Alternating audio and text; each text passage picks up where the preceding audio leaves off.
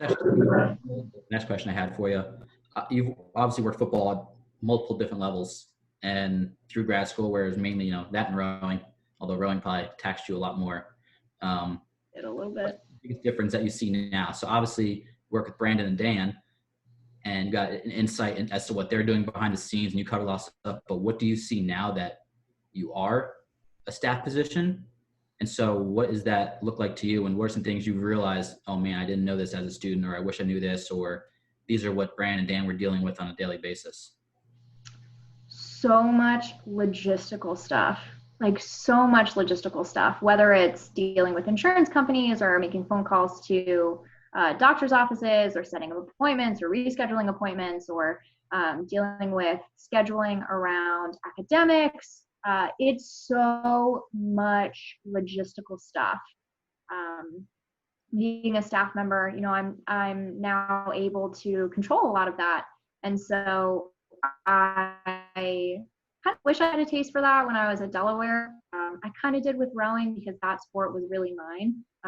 But it's so much more now, especially at the Big Ten level. And at this level, I think we do a little bit more for our athletes than necessarily the FCS or lower ones, just because we have the manpower. It's also been really interesting. Dan kind of kept a lot of stuff quiet from me in terms of behind the scenes stuff, dealing with coaches and surgeons and medical decisions, because he really didn't need to share too much with me. And so now being on the staff side of it, knowing all the crazy stuff going on behind, why are we medically deviewing this kid? Why can't we? What did that parent say when they called today? Hearing what coaches are saying in meetings. It's very eye-opening, and it's great because now you know all the ins and outs. And so it's really funny when ESPN reports about stuff and you're like, oh, that's old news. I know all about that. But yeah, it's a lot of logistical stuff, a lot of phone calls, and emails, to be honest with you.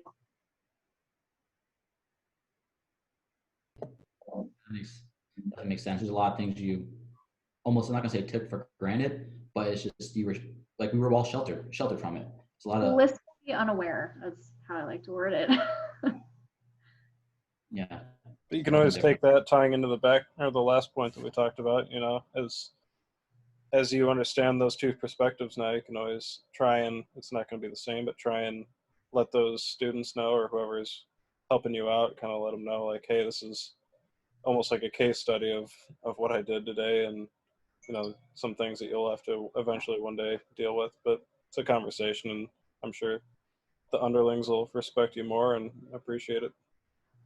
Or like just get laws. So we have to do medical check, or we have to check our online system that we use to track injuries. And so we did a self-audit and went through it. And so one of the new athletic trainers, I explained the why, like, hey, there's going to be a deadline with trades. And so we don't want to be like, I don't want to be the reason why someone doesn't get traded or doesn't get part of a talk because his medical record was incomplete because we didn't complete it. So that's, that's explaining the why behind it. And before just being told, hey, check all this and get it done. You'll do it because it's the task and, the boss is telling you to do it, but there's no real, no understanding of the why. And I think that's the part that's up to us now, is kind of to explain to the students and the interns that we have, is to explain that and have them understand the why. Yeah, I would agree with that. It was interesting. I always tell my students at the beginning of the semester, write down some goals that you want me to do, especially our seniors. We're now an entry-level master's program. So I tell them, this is your last year. This is your last go. What do you want to know? What do we want to work on? And then halfway through the semester, I'll check in with them again and say, have we reached this goal? Do we need to work on this more? And one of my students, Madison Tilley, her biggest goals were these, like, what goes on in a coach's meeting? When you call a doctor, what do you say? When you're meeting with a doctor, how do you go about that? When you have parents call out of the blue, how do you handle those situations? She was very logistical of how did they think that things work that we don't necessarily see. So it's great to see them thinking like that. Not all of them do, but it's reassuring when some of them do, of, no, I want to know how this works, to be prepared. Yeah. So I guess going off that topic more, how you have interns, so it's different than athletic training students where they have a set program, 4 levels like we kind of went through. do you have a process when you intake a student? I know you just said you get their goals, but do you have a process like to start to finish, and how do you intermediately check, like, are you accomplishing these goals? Are you working towards it? What are ways that you help teach or lead these kids? These kids, how do I reach them? So IU is officially switched to an entry-level master's program. So we had 5 for preseason that lasted a week. And now we're going to have 3 in the first half of the semester and 3 in the second half. So first years, they rotate every like 8 weeks. And then we have 1 second year that stays with us the whole semester. And then we have athletic training aides who are interested students that aren't in the athletic training program, but they're in like kinesiology or pre-PT, that they're paid. So with those kids, I give them the opportunity to shadow, to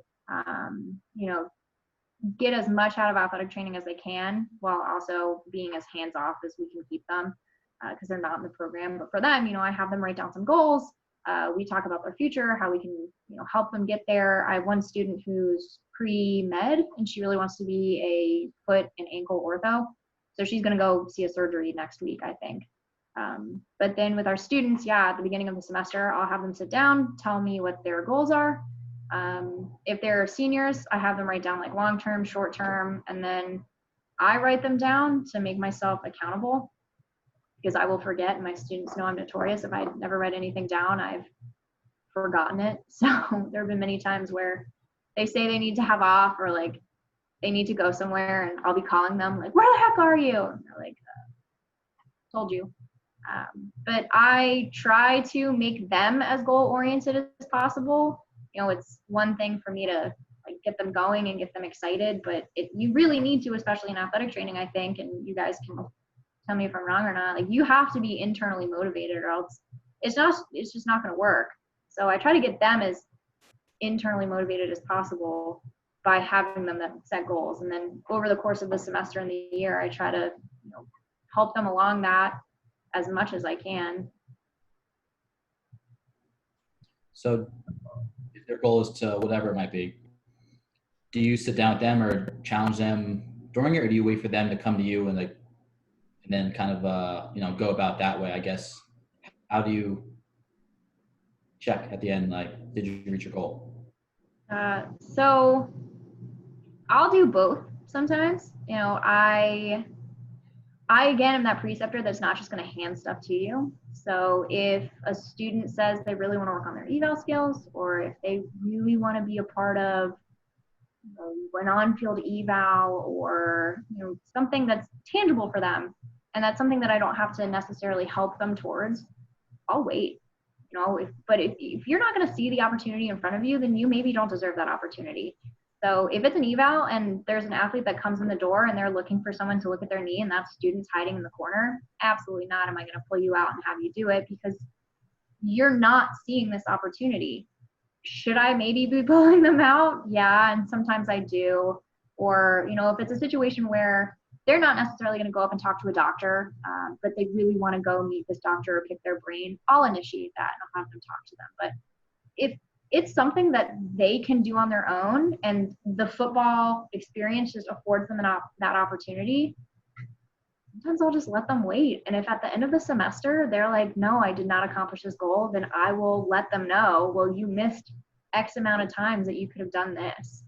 And it's a little harsh, but the athletic training world is kind of harsh, and like no one really helped us. No one really like carried or held our hand through this process. And so I kind of carry that from East Carolina of, no one really babied us at that level. So I'm not necessarily going to help these kids in that way of, here's an eval, do the eval. I want them to be able to step up to the plate, have that confidence, and say, no, I got it, which again is a little harsh, but most students know when they come to football, it's not going to necessarily be the easiest, but they'll learn the most. Yeah, that makes sense.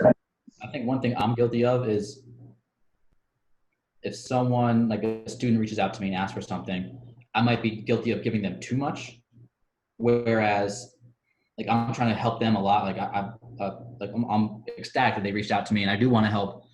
but it's almost the extent of I'm giving them too much. So, like you said, are they intrinsically motivated where I either gave them too much now, they don't know where to start, and so they're overloaded, or I just did everything for them. And I held their hand and walked them all the way to the end and said, here's everything you need to know, good to go.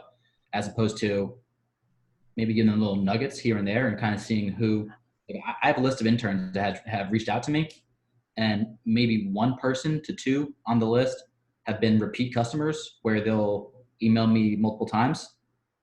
Those people are the ones I'm going to think about. I'm not going to think about a student that called me one time to talk and pick my brain and then never to be heard from again. And so that could be, I mean, I know you're talking about how to create and maintain connections shortly, but Yeah. me, it's someone who's intrinsically motivated, who's actively thinking about staying on my radar. Yeah, and that's, again, I think a skill that's lost with these students. It's, again, this culture of bare minimum. I should be doing as little as possible, but gaining as much as I can. And I don't know where this thought has come from, but that is the mentality of a lot of these kids. And maybe that is why I'm so harsh in saying, like, I'm not going to help you along this way if I don't necessarily need to, because you should learn on your own to go after these opportunities, which then takes you back to that motivated go-getter mentality. But I just don't know with these kids. I don't know with these kids. But at the end of the day, my biggest goal is for my students to succeed. And so this past year, all of my seniors had a GA or intern position, which is awesome. And they know that I am not the easiest, that I will make them work for a lot of their stuff, but I'm always going to be their cheerleader in the background. And so I think that's also so important is, challenge these kids, make these kids work for it. But at the end of the day, you can be as harsh as you want, but as long as they know that you're there for them, that you're supporting them, and if they ever need you, they can call, that I think sends the biggest message. Because like you said, you don't want to just have those kids call and once and then that's it. You want to help the kids that are actually asking for help, looking for help, and seeking you out consistently. And so that's how I look at my seniors a lot of the time. I want to kind of push them out of the nest and make them work for it. But at the end of the day, if they come back with a broken wing, I will help them and make sure that they're all right for the next day. Makes sense. I know you don't have a ton of time left per the meeting, Vic. So is there anything that you're passionate about that you want to tell the world in the next 3 minutes? Wow, you're really putting me on the spot here. I am just obviously a woman in athletic training. I'm just so passionate about other women in athletic training, especially football. Nick, you watched me from we were little pirates. So that's just my soapbox always. Women should be in more sports, women should be in more settings, women should be in more everything, from top to bottom, whether it's administration to athletic training to CEOs to owners to everything in sports. I think women need to have a better representation, a better presence, and just a better respect. We're still working on it. We're still getting after it. And there's so many things that have been changed or improved upon, but there's so much more. And Nick already knows the qualms that I have with athletics and women's representation, but it's getting better. I'm fighting for every single student behind me. And so, I probably fight for my female students, and I will continue to do that as well. I think there needs to just continue to be more change, more growth, and the world would be a better place.